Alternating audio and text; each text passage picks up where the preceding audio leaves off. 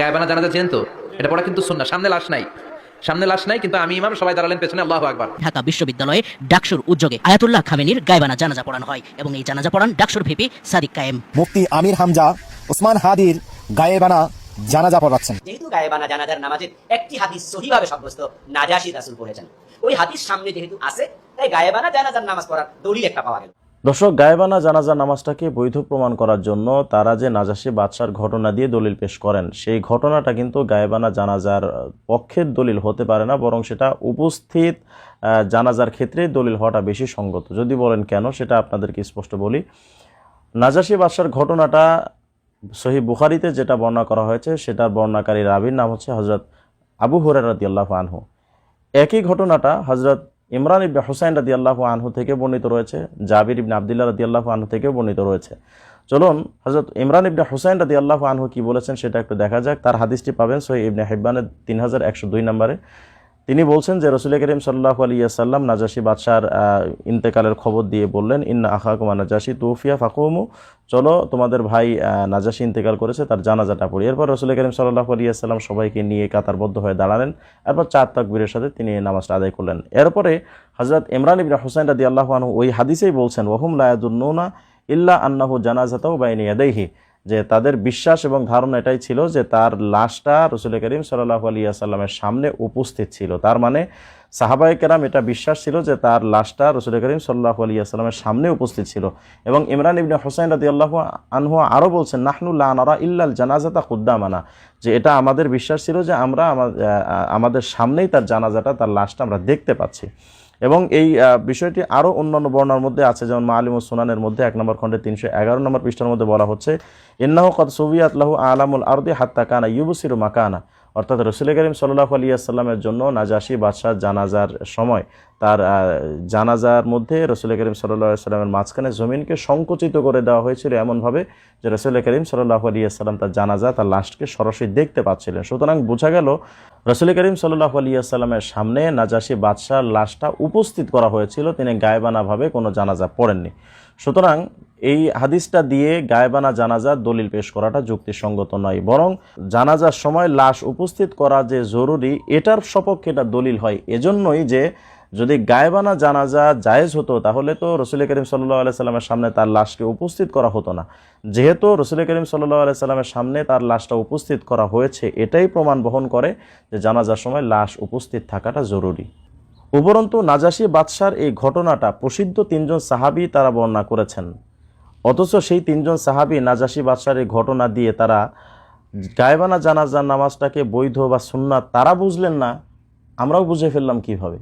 যদি বলেন এ কথা কেন বলছি, দেখুন হযরত আবু হুরায়রা রাদিয়াল্লাহু আনহু তিনি ইন্তেকাল করেন 59 হিজরিতে, তার মানে আর নাজাশী বাদশা ইন্তেকাল করেন 9 হিজরিতে। তো নাজাশী বাদশার ইন্তেকালের পরে আবু হুরায়রা রাদিয়াল্লাহু আনহু ইন্তেকাল করেছেন 50 বছর পর, অর্থাৎ নাজাশী বাদশার এই ঘটনার পরে আরও 50 বছর জীবিত ছিলেন হযরত আবু হুরায়রা রাদিয়াল্লাহু আনহু। হযরত জাবির ইবনে আব্দুল্লাহ রাদিয়াল্লাহু আনহু ইন্তেকাল করেন 80 হিজরিতে, তার মানে তিনি নাজাশী বাদশার এই ঘটনার পরে 70 বছর জীবিত ছিলেন। হযরত ইমরান ইবনে হুসাইন রাদিয়াল্লাহু আনহু তিনি জীবিত ছিলেন 43 বছর নাজাশী বাদশার ঘটনার পরে। অথচ যেই 3 জন সাহাবী নাজাশী বাদশার এই ঘটনা বর্ণনা করলেন, তারা বুঝলেন না যে নাজাশী বাদশার এই ঘটনা দিয়ে যে এটা নবীজির সুন্নাত গায়েবানা জানাজা নামাজ পড়া, যে কারণে তারা তাদের পুরো লাইফে 43 বছর বলেন, 50 বছর বলেন, 70 বছর বলেন, কেউ তারা তাদের লাইফে একবারের জন্য তারা গায়েবানা জানাজা নামাজ পড়লেন না। তার মানে তারা গায়েবানা জানাজা নামাজ বৈধ বা সুন্নাত এটা বুঝলেন না। আপনি আমি বুঝে ফেললাম কিভাবে? বোঝা গেল আপনার আমার বুঝের মধ্যে যথেষ্ট কমতি এবং দুর্বলতা রয়েছে। মূলত নাজাশী বাদশার এই ঘটনাটা মূলত একটা বিশেষ কারণে তিনি ঈমান এনেছিলেন, কিন্তু তিনি তার ঈমানটাকে গোপন রেখেছিলেন, যার কারণে রাসূল করিম সাল্লাল্লাহু আলাইহি ওয়াসাল্লাম তার মৃত্যুর খবর শুনে তার জানাজা পড়েছিলেন। এই কথাটা আপনারা ইমাম খাত্তাবী রহমতুল্লাহ আলাইহি তিনি বলেছেন, মাআলিমুস সুনানের 1 নম্বর খণ্ডে 310 নম্বর পৃষ্ঠার মধ্যে পাবেন। সুতরাং বোঝা গেল নাজাশী বাদশার এই ঘটনাটা বিশেষ এক কারণে ছিল, স্বাভাবিক রীতিনীতি রাসূল করিম সাল্লাল্লাহু আলাইহি ওয়াসাল্লামের এই গায়েবানা জানাজা নামাজের ব্যাপারে তার ছিল না। অবশ্য কিছু কিছু মানুষ গায়েবানা জানাজা নামাজটাকে জায়েজ এবং সুন্নাহ প্রমাণ করার জন্য মুয়াবিয়া ইবনে মুয়াবিয়া আল মুজানি রাদিয়াল্লাহু আনহুর জানাজাকে তারা দলিল হিসেবে পেশ করেন। সাইয়েদনা জিবরাইল বিশাল ফেরেশতাদের বহন নিয়ে পৃথিবীতে নেমে আসছেন, পড়েন সুবহানাল্লাহ। এসে বললেন, ইয়া রাসূলুল্লাহ, আমি 1,40,000 ফেরেশতা নিয়ে নেমে এসেছি। আপনি কি জানেন না? ঠিক একটু আগে মদিনাতে আপনার এক প্রিয় সাহাবা, তার নাম হচ্ছে মুআবিয়া ইবনে মুআবিয়া আল মুজানি, একটু আগে শেষ নিঃশ্বাস ত্যাগ করেছে। সাইয়েদনা জিবরাইল বললেন, ও নবী, আপনি কি আপনার প্রাণের সাহাবীর জন্য গায়েবানা জানাজা পড়বেন না? বিশ্বনবী বললেন, অবশ্যই পড়ব। যদিও তাদের কাছে এই বিষয়টা ক্লিয়ার হওয়ার দরকার ছিল যে এই ঘটনাটা গ্রহণযোগ্য কোনো বর্ণনাই নেই, বরং এই ঘটনাটা যে সমস্ত কিতাবের মধ্যে বর্ণিত হয়েছে সকল রেওয়ায়াতগুলো এবং সকল সনদগুলো দুর্বল এবং পরিত্যক্ত বা অগ্রহণযোগ্য। চলুন এই ব্যাপারে আমি আগে দলিল পেশ করি। হযরত আনাস রাদিয়াল্লাহু আনহু তিনি এই ঘটনাটা বর্ণনা করেছেন, যেটা আল মুআজামুল কাবীর লিত-তাবরানী 1040 নম্বরে এই ঘটনাটা বর্ণিত রয়েছে যে নাযালা জিবরিল আলাইহিস সালাম আলা নবী সাল্লাল্লাহু আলাইহি ওয়াসাল্লাম, জিবরিল আলাইহিস সালাম একদিন নবীজি সাল্লাল্লাহু আলাইহি সাল্লামের কাছে আসলেন। ফাকালা এরপরে বললেন, ইয়া মুহাম্মদ মাতা মুআবিয়া ইবনে মুআবিয়া আল মুজানি আতুহিব্বু আন তুসাল্লি আলাইহি। রাসূল করিম সাল্লাল্লাহু আলাইহি সাল্লামকে জিবরিল আমিন বলছেন, ইয়া রাসূলুল্লাহ, মুআবিয়া ইবনে মুআবিয়া ইন্তেকাল করেছে, আপনি কি তার জানাজা পড়বেন? রাসূল করিম সাল্লাল্লাহু আলাইহি সাল্লাম সম্মত হলেন। এরপরে রাসূল করিম সাল্লাল্লাহু আলাইহি সাল্লামের সামনে ওয়ারাফা লাহু সারিরাহু হাত্তা নাযারা ইলাইহি ফাসাল্লা আলাইহি, রাসূল করিম সাল্লাল্লাহু আলাইহি সাল্লামের সামনে এরপরে মুআবিয়া ইবনে মুআবিয়া আল মুজানির লাশটাকে উপস্থিত করা হলো। এরপর রাসূল করিম সাল্লাল্লাহু আলাইহি সাল্লাম তাকে জানাজা পড়লেন এবং তার পেছনে দুটি কাতার ছিল, প্রত্যেক কাতারে 70,000 ফেরেশতা ছিল। এই ছিল হাদিসটি। এই হাদিসটি বর্ণনা করার পর তারিখুল ইসলামের 2 নম্বর খণ্ডের 640 নম্বর পৃষ্ঠার মধ্যে ইমাম যাহাবী রাহমাতুল্লাহ আলাইহি বলেছেন যে এই হাদিসটি গ্রহণযোগ্য নয়, কারণ ফিহি মাহবুব ইবনে হিলাল মাজহুলুন, এই হাদিসের সনদের মধ্যে মাহবুব ইবনে হিলাল নামক একজন ব্যক্তি রয়েছেন যিনি মাজহুল তথা অপরিচিত, তার কোনো হাদিস গ্রহণযোগ্য নয়। এরপরে আল বিদায়া নিহায়া নামক কিতাবের মধ্যে ইবনে কাসির রাহমাতুল্লাহ আলাইহি এই ঘটনার দুটি সনদ উল্লেখ করার পর দুটি সনদকেই তিনি মুনকার হিসেবে আখ্যায়িত করেছেন। আপনারা যদি দেখতে চান আল বিদায়া ওয়ান নিহায়া 5 নম্বর খণ্ডের 16 নম্বর পৃষ্ঠাটা দেখতে পারেন। এবং এই ঘটনাটা অন্য একটা সাহাবী থেকে বর্ণিত রয়েছে, সেটা হচ্ছে হযরত আবু উমামা বাহিলী রাদিয়াল্লাহু আনহু।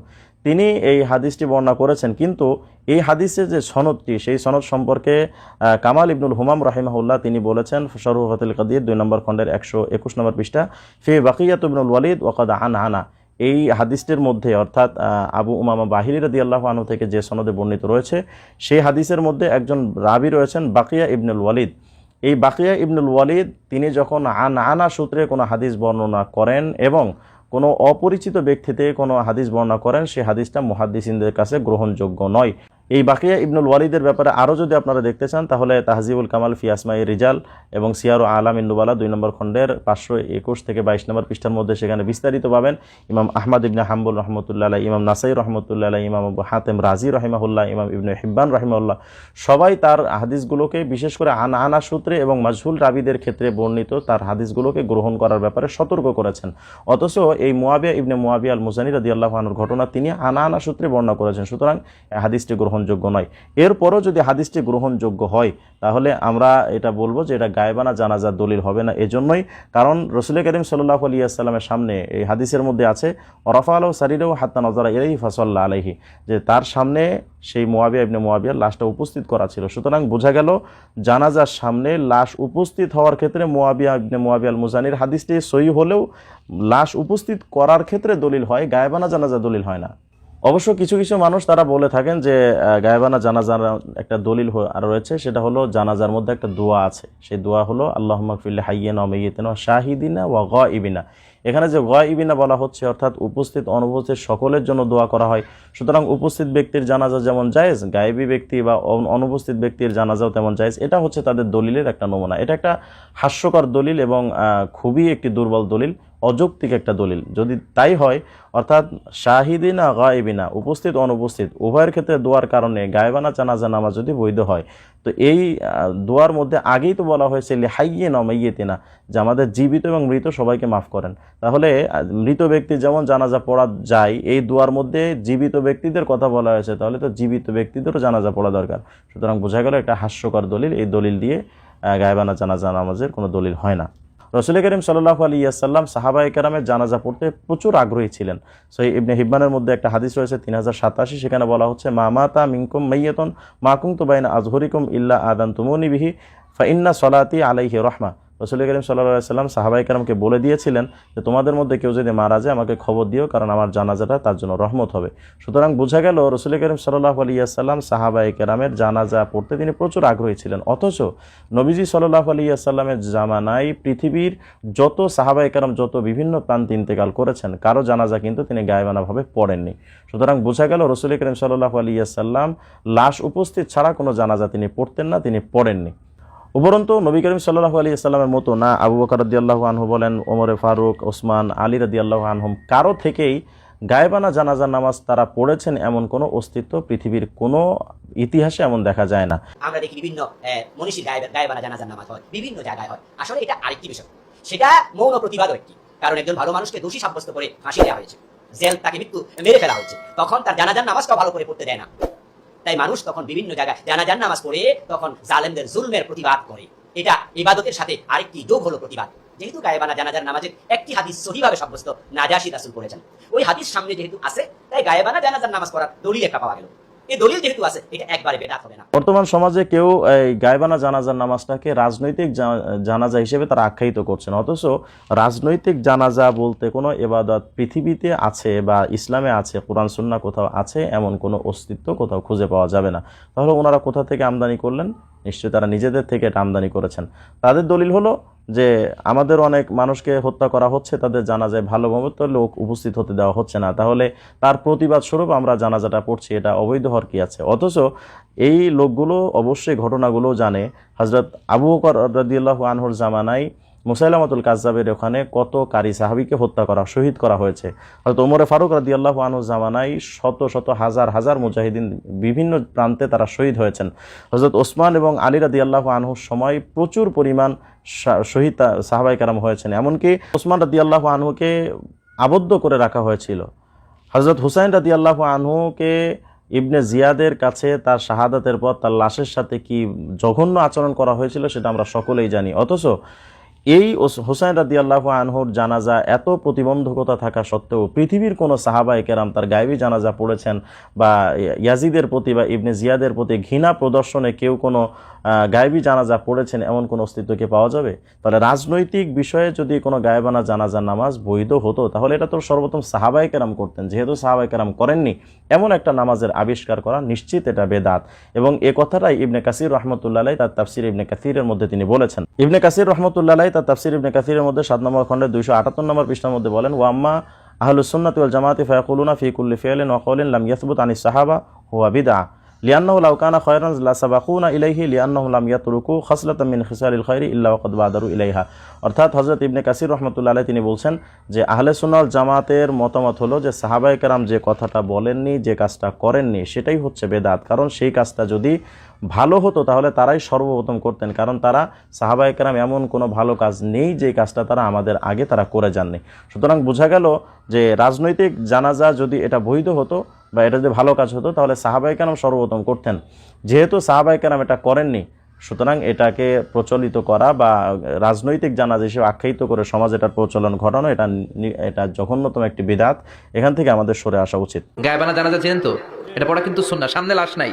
উপরন্তু যারা গায়েবী জানাজাটাকে সুন্নাত বা বলে যারা প্রমাণ পেশ করতে চান তাদের ব্যাপারে আমি জামিল ফিকে 2 নম্বর খণ্ডে 449 নম্বর পৃষ্ঠার মধ্যে ইমাম ইবনুল জাওজি রাহিমাহুল্লাহর একটা বক্তব্য পেশ করতে পারি। ইমাম জাওজি রহমতুল্লাহ আলাইহি তিনি বলেছেন, ওয়ালাম ইয়াকুন মিন হাদিহি ওয়া সুন্নাতিহি আসসালাতু আলা কুল্লি মাইয়িতিন গায়িবিন ফাকাদ মাতা খালকুন কাসীর মিনাল মুসলিমিন মিনাস সাহাবা ওয়া গায়রুহুম ওয়া হুম গায়িবুন ফালাম ইউসাল্লি আলাইহিম।